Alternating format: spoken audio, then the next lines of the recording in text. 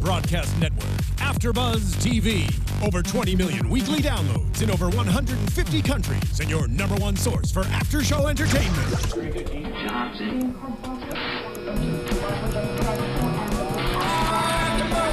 AFTERBUZZ TV, the destination for TV superfans. Producing aftershows for over 300 of your favorite TV shows, interviewing celebrities and showrunners, and bringing you behind-the-scenes exclusives. All thanks to E! Entertainment's Maria Menounos, producer Kevin Undergaro, and internet leader Akamai. Now, let the buzz begin! Hello! Welcome to the AFTERBUZZ After Show for Switched at Birth.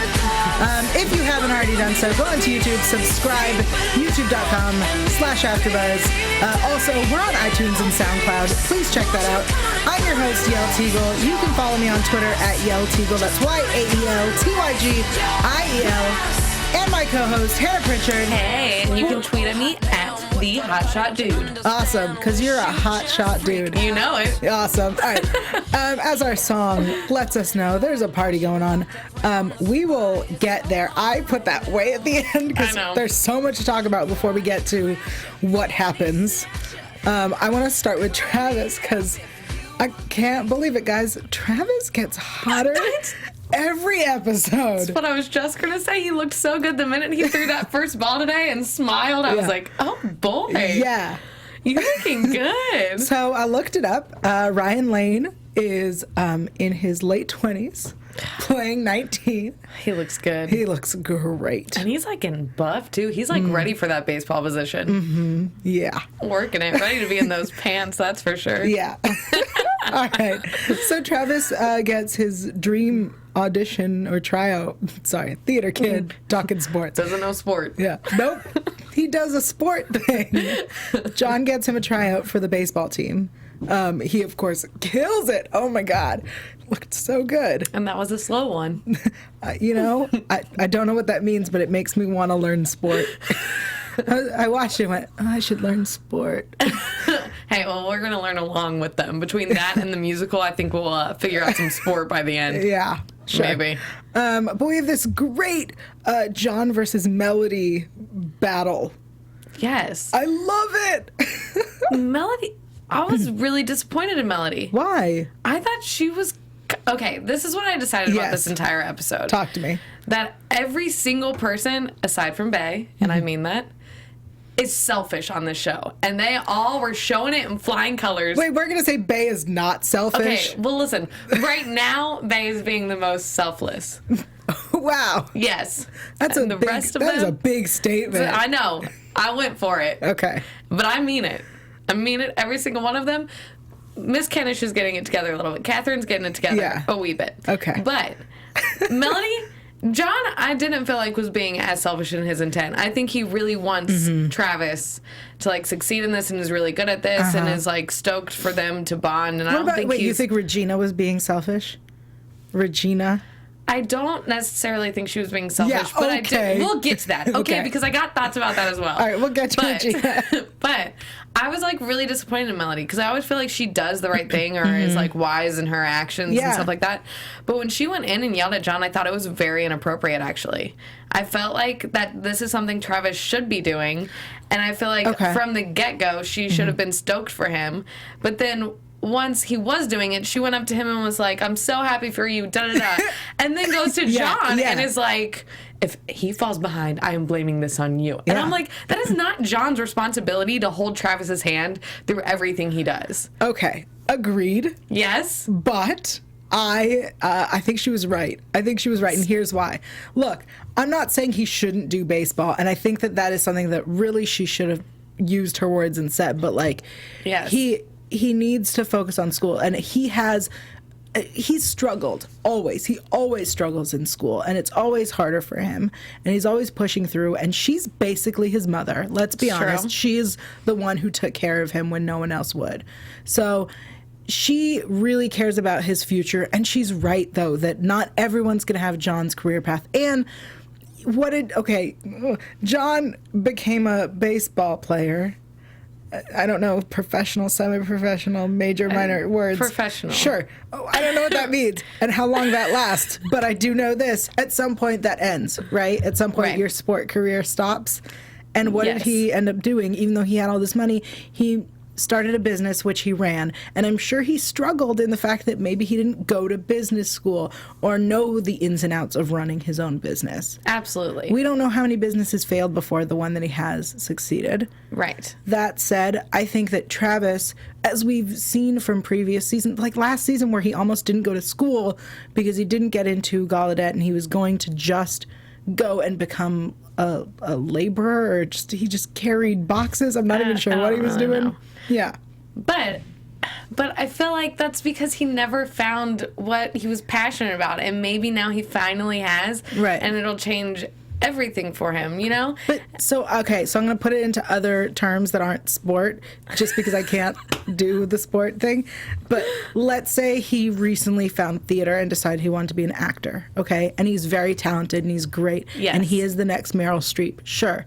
That said, get out of school, bro. That said, he's competing with millions of other people. It's true. And I'm assuming that applies the same with a sport, in that especially this school that no one's heard of, so who knows how good their team really is. True. Like, he may be the best player they've ever had. That doesn't mean he's going to be the next sport person. I was like, who's a sport person I know? Michael Jordan. I know it's not the right sport, but he's not the next him. I'm sorry. I wish I don't got much else either. I'm like, Pete Rose, he was somebody, right? I don't know who that is. All right. Well, that is his. I think that's his name, right? He's not the next John Kennish. There's no way to guarantee that he will become the next John Kennish. No, but he could be more, because he, like, how many sports athletes? Whoa, God, we're really bad with this. How many athletes are deaf? A lot. I feel like, really? Yeah. Like, really? There was recently, so I know movies. So I know recently there was a movie about I don't know what sport it was. The hammer. Something we just need to run away from sports. Yeah, seriously. And then Ryan Lane, ironically, who's Travis, played dummy, I forget his dummy, I don't know his name. Athlete movie. All right. I'm sorry, guys. I'm going with it because it was I have another no idea. sport movie. So I can think of two off the top of my head that have had movies made about them. Also, Lou Ferrigno, who used to wrestle or box or some sport before he was the Hulk. He's hard of hearing. Do you want me to keep listening? Oh, I met, I think it was the Hammer. I think I met him. Anyway, I met a sport athlete, got him to sign my thing. I have no idea who he was. It's going so well for you right now. I just want to keep letting you go. Okay, I'm done. Anyway, we got the return of Mary Beth. We're still on Travis, but Mary Beth made an appearance. She did, and she made me mad, and I love Mary Beth. Okay, Mary Beth, you can say your opinion. You don't have to lecture him and then walk off like he did something wrong. Well, and true, and her opinion, as I felt with Melody, was still about her, like had to do with her in some capacity. She was like, yes. I don't want you to be like a jock, like a narcissistic jock all of a sudden. Yeah. And I'm like, Mary Beth, this is not about you. Right. This is about him. Yeah. Just because he starts playing sport does not mean he's automatically going to turn into a jerk. Like, that's not how that works. That said, if she would have played, so Melody at least played the, like, school card. Like, no, school's important. That said, here's my biggest issue. She said, you're dropping a class in your first semester. That is a huge deal. I'm sorry. No, it's not. Everybody does it. Yeah. Also, drop that class, take it again at a different time that doesn't interfere, or take it again the next semester. Yep. Like, dropping a class, they have made that out to become, like, the end all. They did. And it is not. Especially if he likes that class and he's enjoying it, right. He will take it. There are other times I picked up and dropped so many classes every semester. It was like I'd go for a week and then I'd be like, man, not this one, switch it. Man, I don't know. Yeah. Different one. I would rearrange my schedule because I remember the first time I got to school, I was like, well, I'm used to this 8 a.m. to 3 p.m. thing, so let's put it there. Nope. That was a dumb mistake. Bad decision. Yeah. Totally different in college. Lesson learned. But I think John also a little bit might be reliving his glory days. A little bit.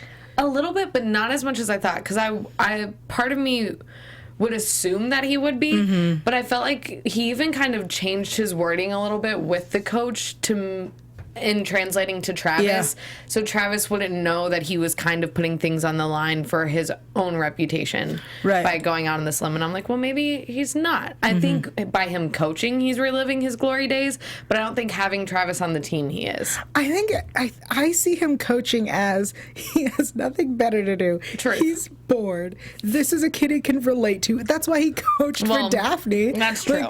Because that was the only way to relate to her was sport. And that's so like I feel like the people that Mary Beth is worried about are people like John.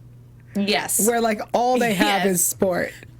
And we are going to continue to refer to it as sport, so everybody knows there's no S. It's sport. It is sport. I don't know what you're talking about. All right. Let's move on to the Toby. To the Toby. Okay, guys. Toby, who, you're right, was being incredibly selfish. I agree. Yep. And Catherine, who's writing her song, and it was really like a boring song. And he's like, why don't you do this and jazz it up? And she's like, oh my God, that's amazing. Why didn't I think of that? It's a beautiful song. Right, like also, like if you can play that, like I thought she wasn't jazzing it up because she couldn't play the piano. Right? No, she can. Well, immediately when they cut to that, I'm like, okay, so all of a sudden she's like, a score? What do you call who writes the score? Composer. We're doing really good things happening. Well, see, I know musical theater. I don't know sport. Well, the composer. I'm like, she's all of a sudden just a composer overnight for a musical and like writing Broadway musicals on her like little piano in her living room with her one of those little composite notebooks, those little black. I'm like, yeah, but what are those ones called? They're called something. Never mind. I don't care. But anyway, I'm like, yeah, this is just happening all of a sudden. Yeah, she's doing real great. We're just gonna write a huge Broadway musical all of a sudden overnight. She can do it. That said, why doesn't she have sheet music? Like, why isn't she writing the sheet music? Yeah, right. Where are the notes going? Yeah, in her head. It's going real well for her so far. Really, really well. Well, I'll tell you this though, Leah Thompson can sing. She can. Oh my God.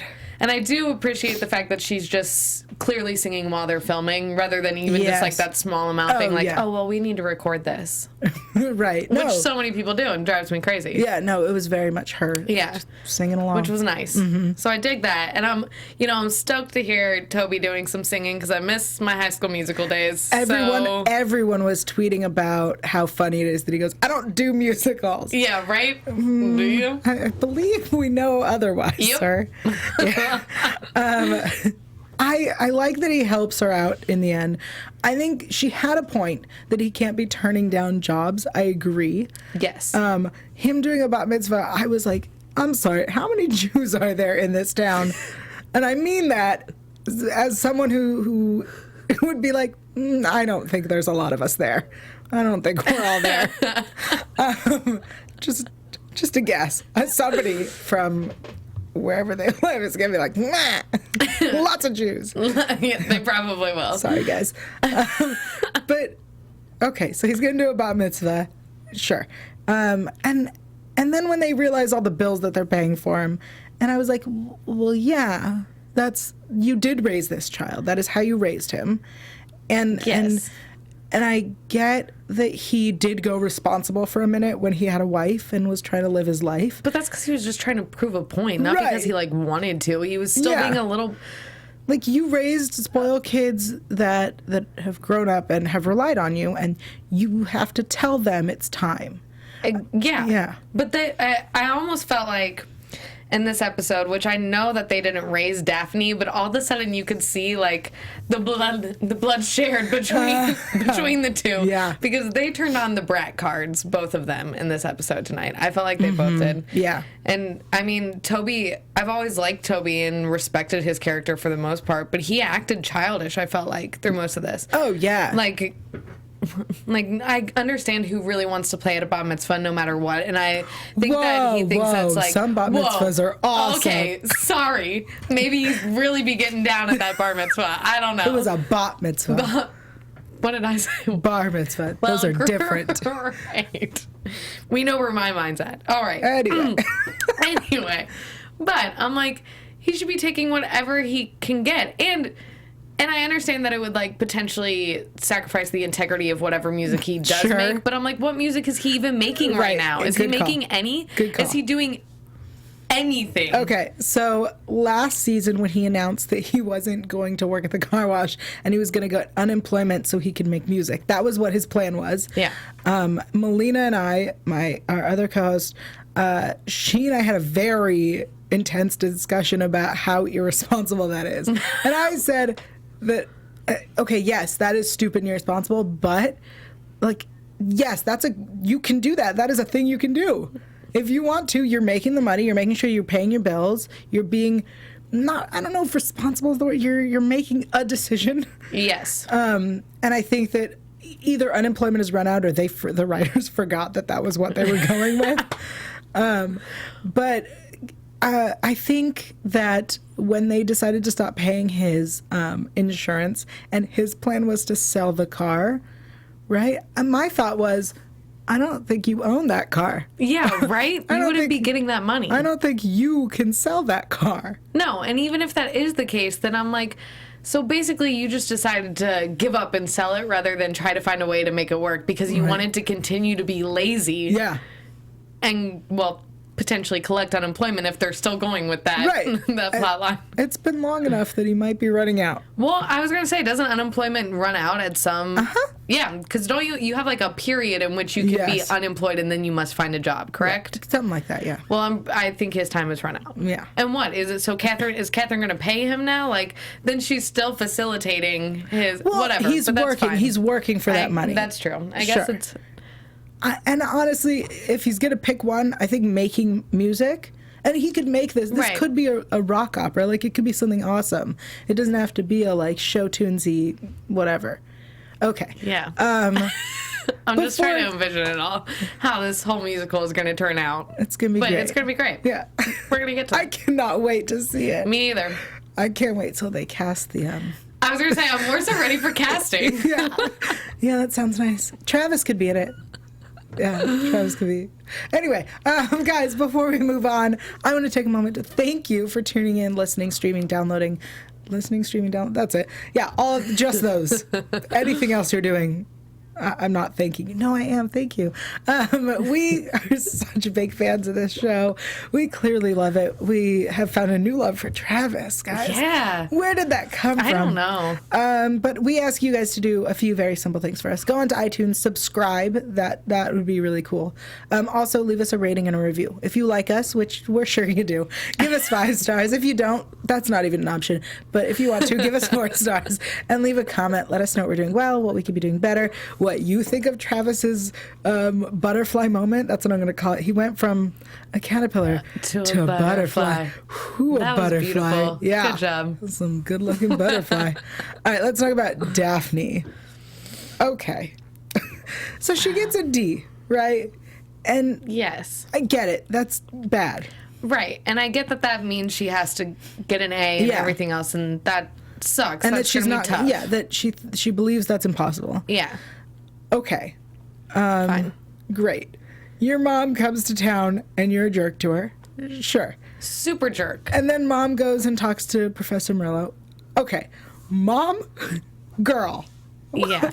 Okay, good. I'm glad you feel this way too. No. Mama should not be showing up on the college campus to go talk to a professor. I'll tell you this. If they went together, it could be one thing, but it still wouldn't be appropriate, weird. Yes. I don't feel. That said, Regina could have talked to Daphne and said, you should go talk to her. Right. There are office hours. There's a like, that is a thing you can do. Yes. Your professors are available for you to discuss with.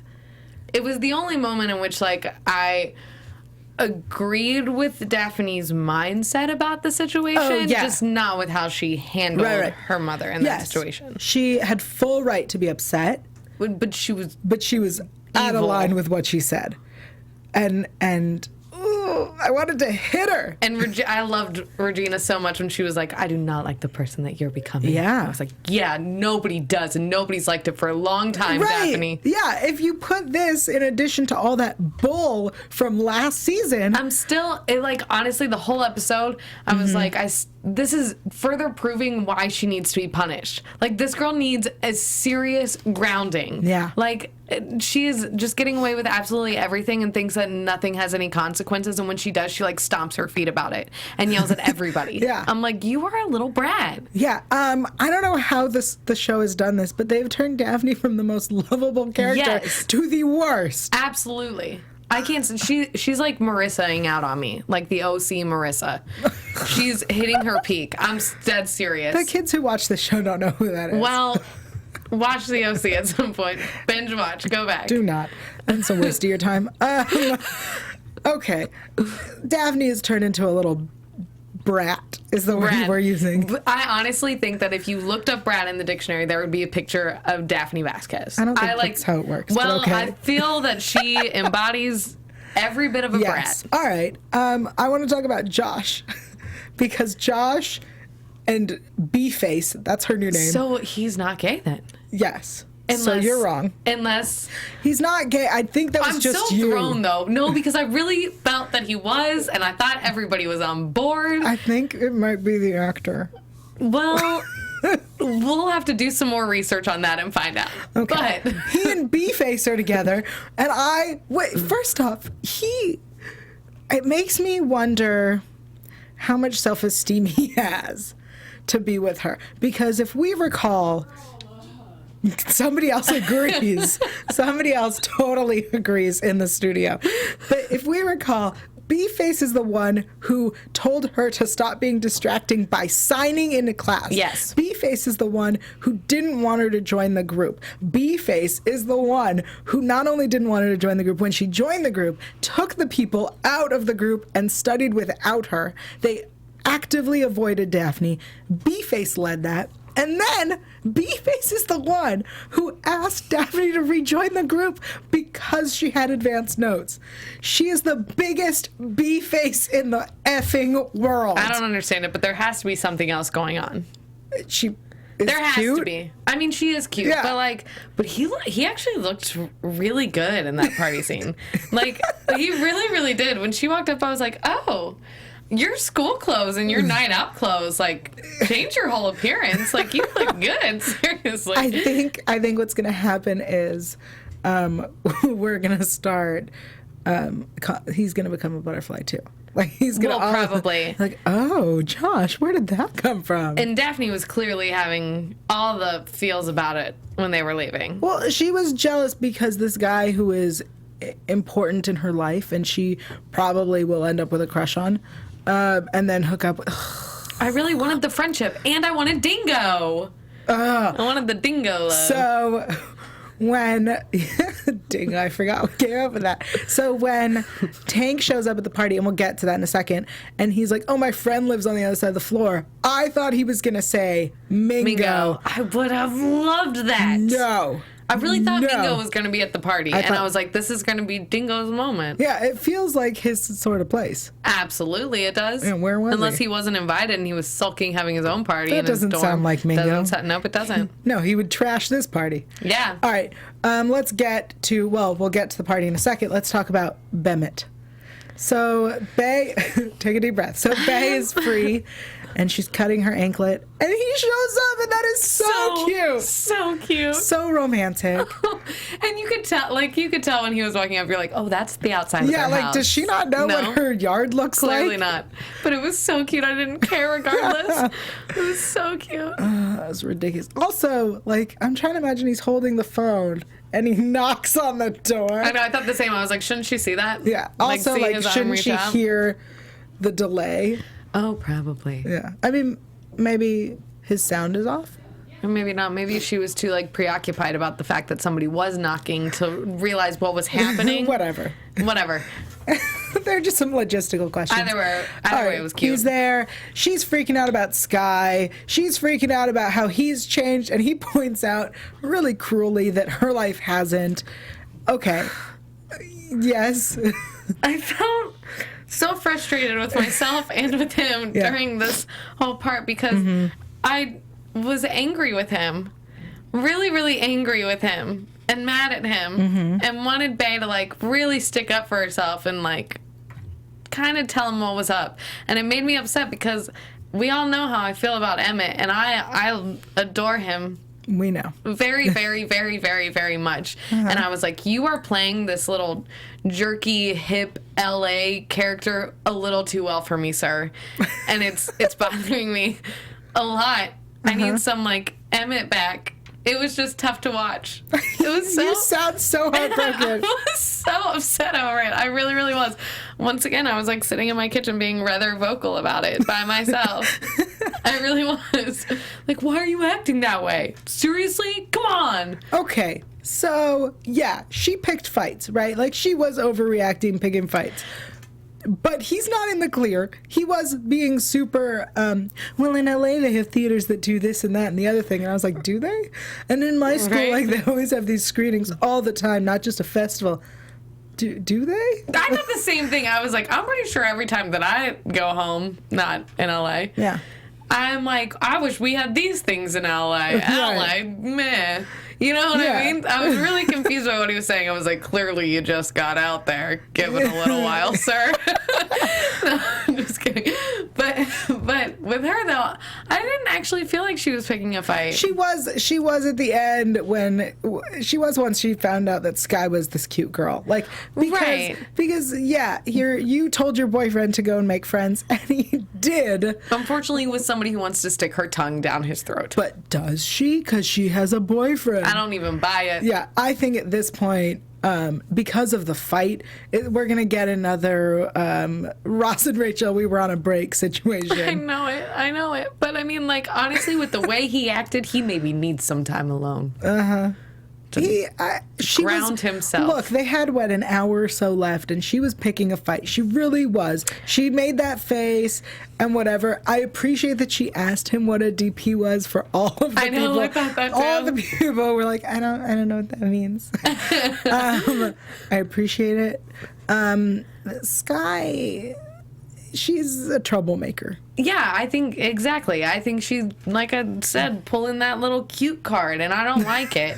And like, she is adorable. She is. She's adorable. She's like a cute little fairy person. But like, but Daphne was, or not Daphne, sorry, They, when they were having that conversation outside and she saw that picture and he tells her about the kissing, I thought it was so mature of Bae once he was like, nothing's going on, to not turn into like crazy girlfriend. Instead, she just like took a moment, looked at him, and was just like, okay, if that is what you say. Here's the thing. She did that then, but knowing Bae, being Bae, she in fact just held on to it till later. Well, of course. Wouldn't we all? No! I'd have that in my back pocket all day. Yeah, you would. And then you get a situation like what happened. So Emmett leaves, Bae goes to this party. Let's talk about the party before we even see Tank. So she looked great, and yes, those boots are adorable. Like, I want to clarify. They were, and they had wedges on them too, didn't they? I think they did. So cute. Anyway, so we get to this party, and as Tank arrives and talks to them, and they hug, everybody hugs, and then they start walking to get her something to drink, and Daphne starts like saying hi to people, right? And all I could think was, you don't know any of these people. Nope. You don't leave your room. Nope. They're not offering you drinks. They don't know who you are. She was really trying to be cool with the extras that day on set is what was happening. Hey, guys. No, thanks. I'm good. No one offered you anything. I was going to say, I'm pretty sure they weren't even looking at her as she walked by. I'm like, you made that up. Just now you just look silly. Because, I mean, in my mind, Daphne never leaves her apartment, right? because she's all, or her dorm. Sorry, I forget she's still studying all the time. She's studying all the time. Because hello, she needs to get that D up. Yeah. So, but instead she's out on a kegger. Right. Really? Well, okay, sorry. Wait, back up to the D real quick. Just sorry. When Professor Murillo was like, I don't give retests, and Regina was like, you know, make an exception, blah, blah, blah. Two things. One, like, good for you for standing up and saying, no, I don't do this. That's, agreed. Like, no. Okay. And two, I'm pretty sure, and it may, I doubt it was just my school, and I doubt it was just California, but I'm pretty sure that because of like the ADA, there are laws that anyone who is registered with the Disability Center gets additional time on tests, gets to retake or whatever they need. I know it was that way in my high school, but actually I don't think in college it was. Oh, in my school it definitely was. Really? And if you registered with anything from any part of the spectrum in the disability center, where it was anxiety or insomnia to oh really? If you registered and had a doctor's note, you could get extensions on anything. Then anybody could. I would have come up with everything. And some people did. Let's move on. Sorry, I just wanted to point out that I feel like there are legal things here that because Daphne is an interpreter, she's able to ask for an additional. Anyway, regardless. So we're at this party. She's all partying, whatever. They go and they drink, and they say, the night is young and so are we, which is, no, that's a terrible sign. That saying that means you're about to head down a terrible path. That's so true. Yeah. But isn't that what we're all trying to do when we go out? Like, oh, aren't we crazy? We're going to be nuts tonight. And then you wake up the next morning and you're like, oh, that moment that we all looked at each other and said that was a really bad idea. It just egged me on. I think I'm too old to reflect on that and be like, I remember doing that. Well, nope. I may be getting older, but I'm not in many ways. Yeah. So, but anyways. So we wake up, and I want it noted that she was in Tank's bed. I know it. And I, like, knew once the episode started that that's where we were going. And I was not happy about it from the beginning. And I think it's a poor decision, honestly, for them to do this whole situation with Tank. Like, I understand if this is a topic that they want to bring up, but I think doing it with somebody that she already has a history with. And that we all like. Exactly. I'm like, I don't know if this is the best way to go about it, especially with, from the looks of it, the dialogue that they're using in the preview is like a he said, she said kind of thing. Well, and I'm like, right. But, like, I don't know. I just don't think that that's a very good idea when we already have a personal connection to that character. Well, since we have a lot to talk about in this, let's head into predictions now. Okay. So we can discuss it. No? Okay. There it is. Yeah! We got a lot to say, guys. Your AfterBuzz TV. We could probably talk for a long time through predictions. Yeah. So from the looks of the promo, it is going to be a he said, she said. It is a very controversial topic. I love that this show is constantly jumping into these topics. And, you know, so we're going to have to face these consequences of getting drunk and hooking up, which I think is something that needs to be talked about. And, you know, I do the SVU show here on AfterBuzz, so I'm all like, oh, my goodness, this is very, like, a clear, you know, discussion of consent and what it means to consent and the legality of it. I'm so excited.